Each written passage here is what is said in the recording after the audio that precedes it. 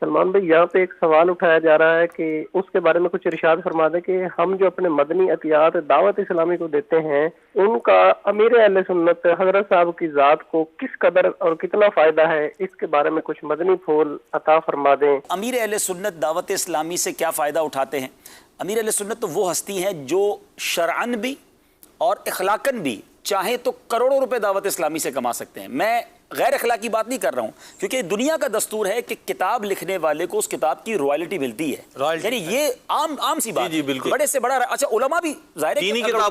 کتابوں پہ بھی علماء کو ملتا ہے، جائز ہے، یہ بالکل جائز بھی ہے۔ علماء کرام ماشاءاللہ بڑی بڑی کتابیں لکھی ہو، ان کا بعض اوقات یہ روزگار ہوتا ہے اور یہ شرعن جائز اور احسن روزگار ہے، علم پھیل رہا ہے۔ امیر اہل سنت وہ ہستی ہیں جن کی کتابیں ہزاروں نہیں لاکھوں کی تعداد میں چھپ رہی ہیں، اور صرف اردو میں نہیں، دنیا کی 30 زبانوں میں ٹرانسلیٹ ہو رہی ہیں۔ میری ناقص معلومات کے مطابق 37 لینگویجز میں ٹرانسلیٹ ہو رہی ہیں، اور کچھ کتابیں تو ایسی ہیں جو سارا سال چھپتی رہتی ہیں، جن میں سے ایک فیضان سنت ہے۔ امیر اہل سنت کچھ نہ کریں، دعوت اسلامی سے 1 روپیہ نہ لیں، مکتبۃ المدینہ تو کتاب بیچتا ہے نا، تو پر کتاب اگر 1 روپیہ بھی امیر اہل سنت رکھ لینا تو ماہانہ لاکھوں لاکھ روپے کی آمدنی تو یہ ہو سکتی ہے۔ اچھا خود بھی نہیں لی اور آنے والی نسلوں کے لیے بھی وصیت کر دی کہ میری کتابوں سے میری اولاد کو بھی کوئی فائدہ اٹھانے کی، دنیاوی فائدہ اٹھانے کی اجازت نہیں ہے۔ اچھا ایک بات تو یہ ہو گئی، یہ چھاپ کے وصیت نامہ آ چکا۔ اب دنیا کا دستور ہے کہ چینل پر آئیں، تو چینل پر آنے کے بھی لوگ ظاہر ہے کہ اگر کسی کی وجہ سے ہی چینل چل رہا ہے اور کسی کو لوگ دنیا دیکھنی چاہتی ہے تو پر آور یا وہ کوئی بھی اپنی طرف سے کوئی معاوضہ طلب کر سکتا ہے۔ چینل ایک الگ ڈپارٹمنٹ ہے۔ اللہ کی رحمت سے مدنی چینل کی جان، مدنی چینل کی آن، مدنی چینل کی شان، ریڑھ کی ہڈی امیر اہل سنت ہے، وہ ہے تو یہ چینل دنیا دیکھ رہی ہے۔ انہوں نے کبھی 1 روپیہ مدنی چینل سے ڈیمانڈ نہیں کیا۔ اب امیر اہل سنت کے تقوی کی طرف آتے ہیں۔ امیر اہل سنت دوران سلسلہ مدنی مذاکرہ یا کبھی اسٹوڈیو بھی تشریف لے آئیں تو مدنی چینل کی چائے بھی نہیں پیتے، پیسے تو دور کی بات ہے، چائے بھی ان کے گھر سے بن کر آتی ہے، ان کے خادم چائے لے کر آتے ہیں، ہم نے سب نے دیکھا یہ منظر، بالکل دیکھا ہے۔ یعنی 1 روپیہ بینیفٹ تو دور کی بات ہے۔ میں بچپن سے الحمدللہ دعوت اسلامی میں ہوں، سلمان بھائی باپو گواہ اس چیز کے،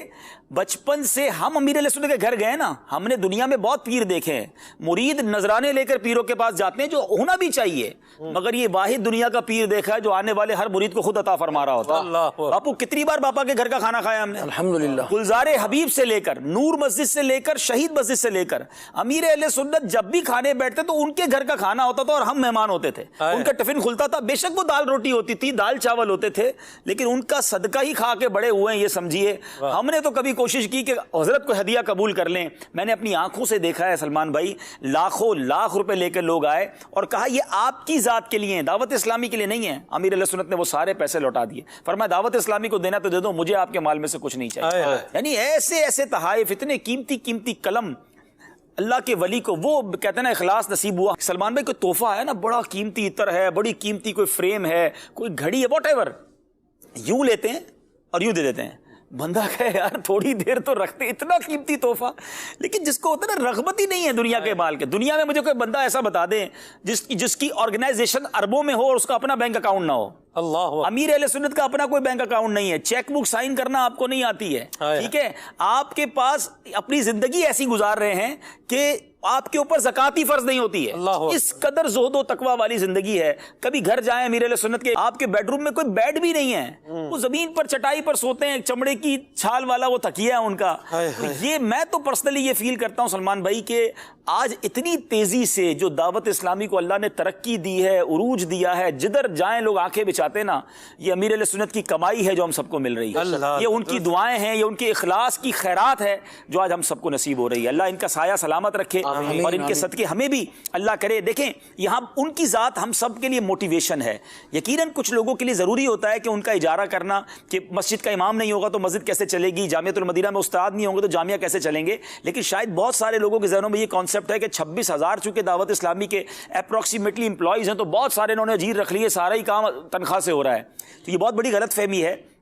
دعوت اسلامی میں لاکھوں لاکھ اسلامی بھائی اور اسلامی بہنیں وہ ہیں جو بغیر کسی اجارے کے، بغیر کسی تنخواہ کے والنٹریلی کام کر رہے ہیں، اور اسی وجہ سے دعوت اسلامی اتنی ترقی کر رہی ہے۔ جو اجیر ہیں، جو امپلائی ہیں، وہ ہر ادارے کی ضرورت ہیں۔ اب مسجد کا امام نہیں ہوگا تو مسجد کیسے چلے گی، مدرسے میں پڑھانے والے نہیں ہوں گے تو مدرسے کیسے چلیں گے، جامعہ میں استاد نہیں ہوں گے تو جامعہ کیسے چلے گا، مدنی چینل میں کیمرہ مین اور ڈائریکٹر نہیں ہوں گے تو مدنی چینل کیسے چلے گا۔ تو جہاں نیسیسری ہے، جہاں نیڈ ہے، وہاں بہت دیکھ بھال کر، چھان پٹک کر کے کوئی ایک ایک آدھا امپلائی بڑھایا جاتا ہے، لیکن اللہ کی رحمت سے لاکھوں لاکھ دعوت اسلامی والے وہ ہیں جو اپنی جیب سے خرچ کر کے خدمت کر رہے ہیں۔